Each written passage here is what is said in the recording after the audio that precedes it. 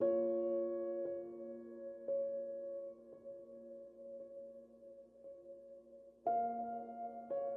in Rhode Island, we are the ocean state, okay? And we care about our coasts and oceans for economic reasons, environmental reasons, and cultural reasons. And people don't want you to mess with our coasts or oceans, okay? It's very important to us in Rhode Island. And because of that, Rhode Island actually many years ago, like 20 years ago, through CRC actually, we developed a process called the Special Area Management Plan, a SAMP process. And a SAMP process is it's recognized in the Coastal Zone Management Act, so it's recognized federally, and I call it a tool with teeth, because it's a regulatory process that takes an ecosystem-based management approach. So it looks at the entire area versus looking at just fisheries or just marine transportation. It looks at an area in a comprehensive way.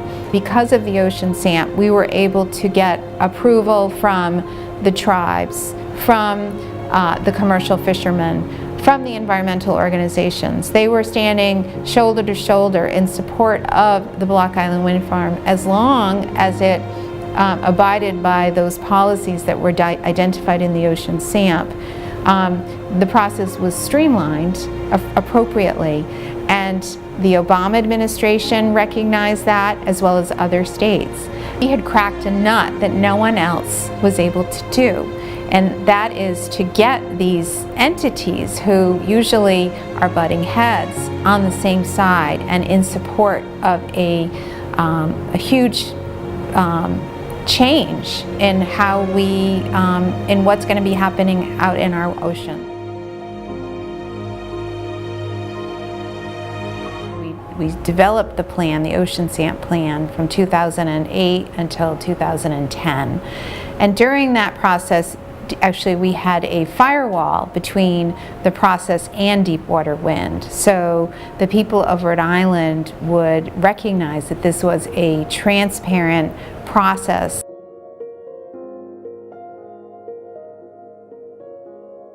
I've been told by developers and researchers that the Northeast in particular is considered the Saudi Arabia for wind, okay?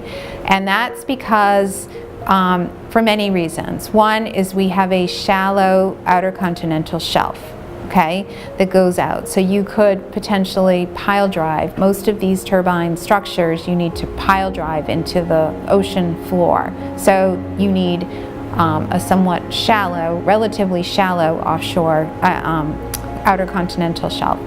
We have strong winds, and we also have several cities that are very close to the coast. So right now, so you can, the energy can go directly to these large populations of people. We held a science forum to better understand what is the science, what have we learned so far concerning what are the effects of the Block Island Wind Farm on people and wildlife. Bottom line is that although there are some small effects, there's no significant effects. Now, however, the big concern is as you probably know, there's a lot of development being proposed off of our coasts. So in the next 10 to 15 years, there could be hundreds of wind turbines out there in federal waters up and down the East Coast. And so the concern of the commercial fishermen, so the resource users, but also the scientists and policymakers and others, is that we understand we need offshore renewable energy, but what will the cumulative effects be? We brought in experts from Europe who were responding to concerns by commercial fishermen here about electromagnetic fields. We had many researchers here from URI, whether they be ocean engineers, oceanographers, avian experts, bird experts, you name it, come and talk to the public about research that was funded through the ocean sand process. What we realized is that it's important to promote offshore renewable energy, but we need to do it wisely, and we need to plan and consider these issues and research them. And that was a commitment that was made through the ocean SAMP.